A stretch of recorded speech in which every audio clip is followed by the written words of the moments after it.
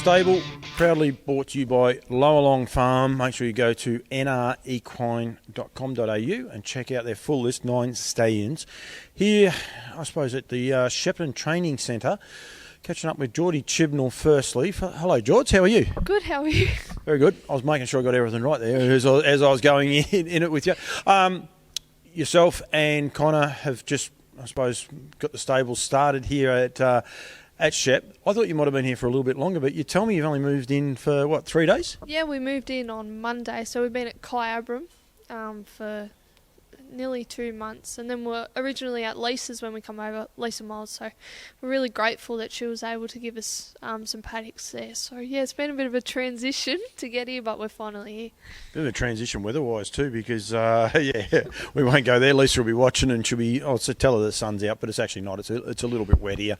In fairness, firstly, Shepparton here, this training centre, it's going to be sensational, isn't it? Yeah, it's amazing. We've got 10 big boxes and 6 yards, and they're going to put in walkers and water walkers, and we've got three tracks, yeah, so you've got everything here. It's going to be really cool when it's all done. And race pretty much every week, sometimes twice a week. Plus, you've got other tracks close by, and even across the border. You can go to Menangle, you can go to Wagga. There's plenty of places you can actually race from here. Open up a whole new world, I would imagine, to yourself and to Connor. At least you've lived in Victoria for a long period of time before going to Tasmania. But for Connor, it'd be a hell of an experience, I would imagine. Yeah, in Tassie, you've only really got 3 tracks. And you only race twice a week, and we got here and there's races every day and they're everywhere. And we're like, oh God, like it was a bit of a kick in the face, I guess, that you can race anywhere and there's always a race for a horse. So just having that opportunity to take your horse anywhere, and even over to the border, if you've got a New South Wales bonus, you can get that just being at Shep because you're so close to everything. No, it is. You guys are going to train up to about 16, I think you said? Yeah, we got room for 16, so we've got 9 at the moment, so that's a good number to get us settled in, but yeah, hopefully to get up to that 15, 16 mark when we can. You've been going okay. You'd have to be happy with how you've been going so far. You've had a couple of nice winners, a nice winner in Mildura a few weeks ago. It's always tough, I suppose, establishing yourself, and probably, in a way, in a nice way, being a bit of a gypsy, not having a home, whereas now this will make it a little bit easier to have a home to settle into. Yeah, it was really hard the first month or so because it took the horses a while to settle in. They all got a virus on the boat, which didn't help, and it was pretty cold at Lisa's when we were there, so it took them a while to settle in, but now that they have settled in, they have to settle in again in their new home, but they're all racing really consistently, which is the only thing that we can ask for is them to earn all the time. So yeah, we're really happy with the way that they're going at the moment. I'm going to take a couple of videos of the boxes. They're beautiful big boxes. You're going to get paddocks eventually. They're not quite ready yet, but you will get them. And in fairness to Shep, it's hard to find anywhere dry. So you can see why there's a little bit of a delay with them, but you've also got the yards out the back, and they're beautiful big boxes as well. So as far as the horses go, they're going to be pretty settled. I don't know how many's in the shed here, but I haven't heard boo out of them since we've come, so they are pretty settled, aren't they? Yeah, they're pretty used to moving around now, but yeah, they have settled in really quickly, and I guess the big space that they've got has really helped them, and yeah, they just love it, I guess. They're all happy. So yourself and Connor, Connor's going to train, well, he trains, they're in Connor's name. How do you pronounce his last name? Because I'll get it wrong, because I can butcher some words, and it's one of those ones I've been reluctant to say it in the wrong way. Crook. It is Crook. I wasn't sure if it was Crook or Krong. I was like, right, Crook. He's the trainer. But you both share the driving. I would say how it does work as a partnership. Yeah, you pretty much hit the nail on the head there. He has his own horses that he likes to drive, and I have mine. So we switch and swap a bit, but yeah, that's pretty much how it works. It is a team. We are a team, I guess you could say. But yeah, he is the main body behind it. He won the Drivers' Premiership in Tassie last year, was it? And the year before? Yep.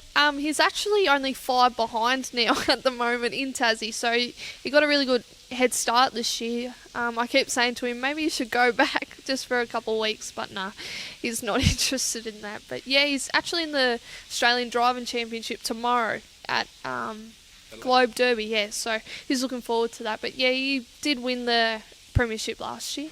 Yeah, which is a big feat. How old is he? 26. get into trouble. Whatever you do, always go down. Don't go up. You go up, it's never any good, especially when you get to my age and people keep going up. It's bad. Yourself, Jordy, I've known you before you could drive. I knew you actually, and I can say this, when you didn't want to drive. Driving wasn't actually a real interest. You were more or less killing time, dagging around behind the back of Mitch and Lise pretty much, and just started helping out a bit. Yeah, I didn't really want to, and then I started pony trots and that, and I got a bit of a bug, and then when I was at Lisa's, then I really put my head down and said, yeah, that's what I want to do. So yeah, big thanks to Lisa. She was the main person to push me to get it. So yeah, I'm pretty proud now that I've got it. So then you started in Victoria. You started out in Victoria, and things were ticking along, but it was slow. It was a hard grind, which it can be, especially like Chibnall.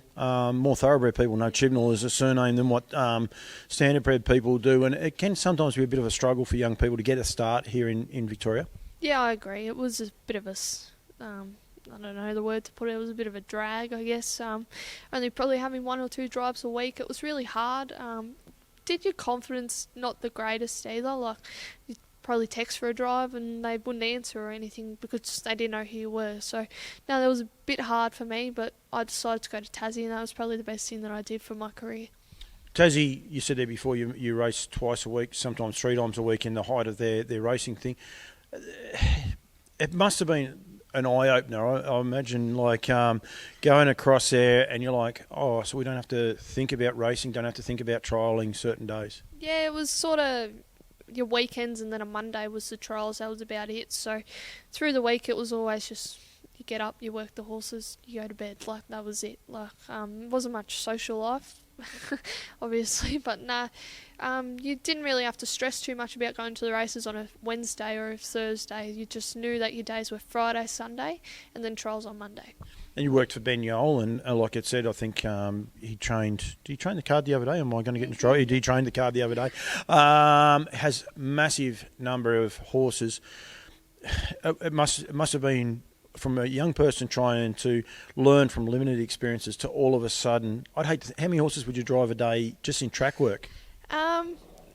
I think the most I drove a day was maybe up in the 30s. Like, there's a lot of horses that need to be worked.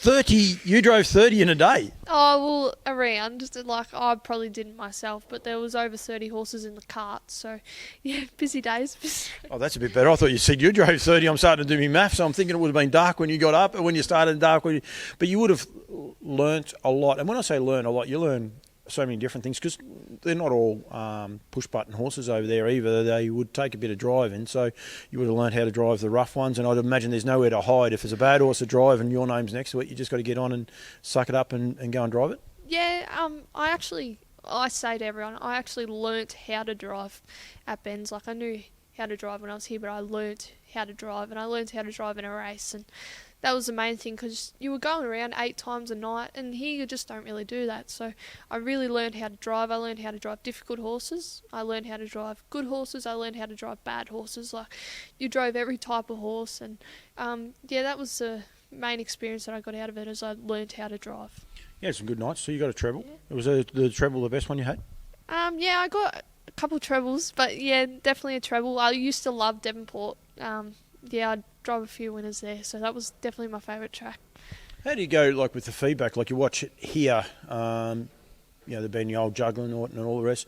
Does Ben and Tim sit you down at some stage and talk to you about your drives? I would imagine definitely not on the night, because it would be just get it done. But do they sit down with you during the week and discuss, perhaps the way you drove a horse and that? Are they guiding? Do they guide you as much as anything? Yeah, I used to live with Ben, so that was really good. We'd dinner table, go through your drives, what you did, what you should have done, what you didn't do, and that was the biggest learning curve for me, was having someone like that, being able to sit there with me and go through my drives. It wasn't just Ben, it was different drivers. Mark Yole, Connor, he was really good with me. When I left Ben's for a month, he was the same. He was that person that just go through my drives, and yeah, Ben, he was the main person, but yeah, they're always there to help you. It's interesting, you say that, and it's probably something I think that does lack. You're a big advocate for it. I would imagine if you're in his house, at his dinner table, he would have been pretty blunt at times too. And sometimes when you're young, you may not want to hear that.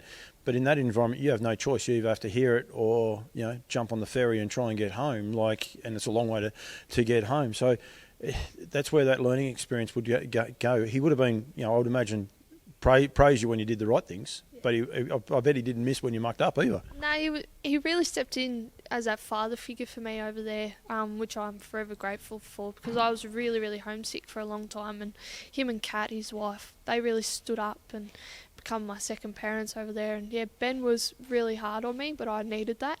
And sometimes when I didn't need him to be as hard on me, he knew that, he could recognise that, and he took a step back and was able to soften up on me a bit, which was really good.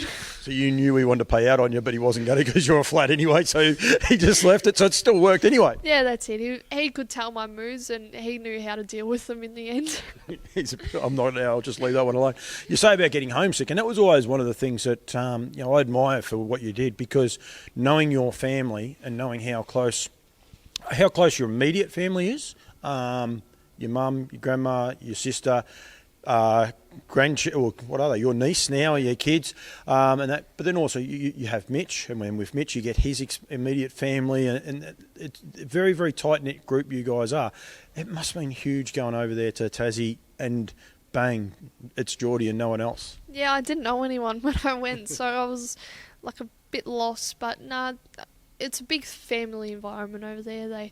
Ben's used to having junior drivers come over from interstate, so he and his family know how to sort of deal with us kids being so homesick, which was really good, instead of going to somewhere where they had no idea how I was feeling. So yeah, I was really grateful for that. That is cool. Back here in Victoria, you're back here to stay. You're not going anywhere. As I said, you do a few Mildura trips. Mildura's on today, but you didn't go there. Luckily, you're playing at home here at Shep. What are your goals, Dale? Do you have one? You still get your 5-point claim, which is really key. How many drives you got tonight at Shep? I got 4 tonight. Yep.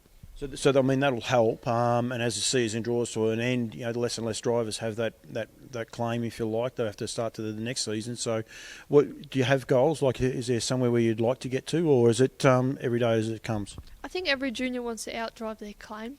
I did in Tassie, so that's probably my main goal. Obviously, Group 1s, everyone dreams about them, but I've really turned to the side of training, and I love it. So maybe in the future, getting my trainer's license might be something. I've got my own horse, so yeah, I don't know. I don't really have any major goals, but definitely outdrive my claim's one that I'm sort of striving for at the moment. How old are you? 20.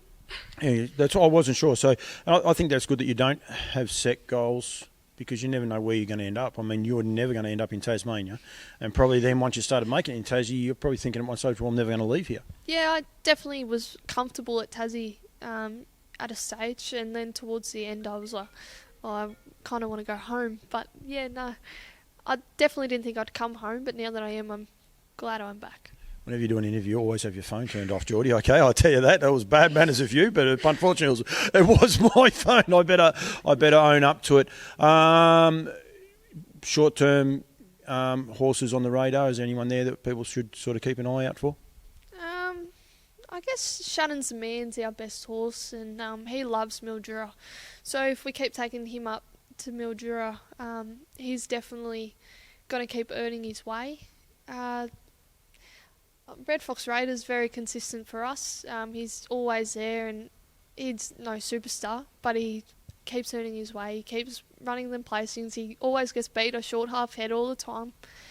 We've got a couple of young ones that we're working up that we like, and yeah, we recently purchased Van Gogh, so he's really exciting to our stables, so we can't wait to get him in and get him going and see what we can do with him.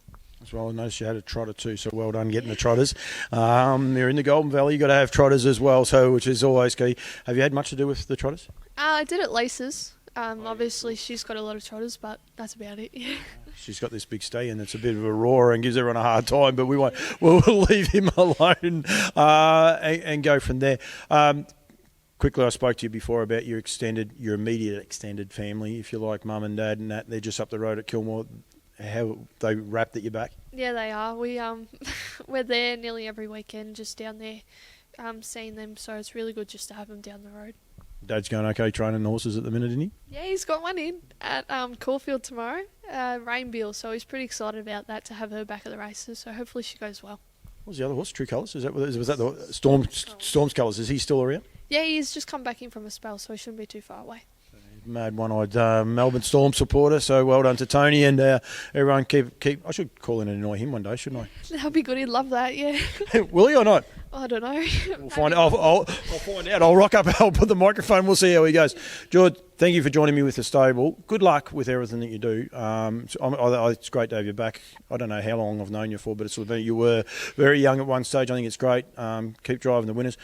One thing I did want to say when you mentioned Mildrew, you are, because it's almost a Tasmania. There's a lot of juniors. You're intending to continue to go backwards and forwards to Mildrew? Yeah, we meant to go this week, but we had to scratch the horses. Had a bit of a virus go through, so they were removed from today's meeting. But yeah, we do love going up there. Gives me a lot of opportunities up there. Kate Addard especially has been giving me a lot of opportunities. So hopefully, if we keep going up there, more opportunities will come for the both of us. Jordy, thank you very much. This stable proudly brought to you by Llowalong Farms. As I said, go to NR Equine. Don't forget their $100,000 bonus if you breed to any of these next stallions. And I've got to remember them all. I get myself into trouble, but of course, Lather Up, standing in conjunction with Woodland Stud, Pastor Stephen, who is the trotter, the two brothers, Poster Boy and Yankee Rock Star, and Raging Bull, of course, from New Zealand. Exciting new sire. Make sure you go there. Check out their Stallion Pro they had just recently at Northern Rivers Equine as well. Check out all their Facebooks and social media feeds and keep in touch with them. Jordy, thank you very much. Good luck. Hopefully tonight on Trot's Vision, this will go out afterwards, but hopefully on Trot's Vision tonight I'm interviewing you during a race. So good luck for the future. I hope that you are. Yeah, thank you.